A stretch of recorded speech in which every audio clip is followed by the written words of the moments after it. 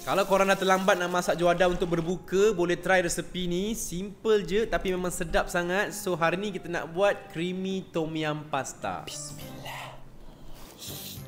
Mula-mula kita tumis 4 ulas bawang putih, setengah biji bawang holland, cili padi, serai dengan udang sikit. Kemudian nak bagi lagi simple, kita nak guna aglio olio seasoning mix ni. Memang mudahkan kerja bila ada seasoning mix ni. Korang boleh tengok dekat beg kuning kat bawah. Masukkan dalam 2 ke 3 sudu macam tu dan boleh kacaukan sekejap. Next boleh masukkan paste tom yum, sos ikan, tomato, daun 5 purut dengan setengah biji cube ayam. Korang kacau-kacaukan lagi dan boleh masukkan cooking cream, air rebusan spaghetti. Lepas tu boleh rasakan dengan garam sebelum masukkan spaghetti yang dah direbus. Kacaukan sekata, kemudian boleh masukkan daun ketumbar sikit dan dah siap creamy tom yum pasta kita hari ni. Kalau nak bagi lagi pedas, boleh taburkan cili flake dan sedia untuk dihidang. Ini kalau buat berbuka memang sedap sebab ada rasa creamy, pedas-pedas sikit. Lepas tu cara nak buat pun senang sangat. So untuk korang yang selalu lambat nak masak untuk berbuka tu, bolehlah cuba resepi ni nanti.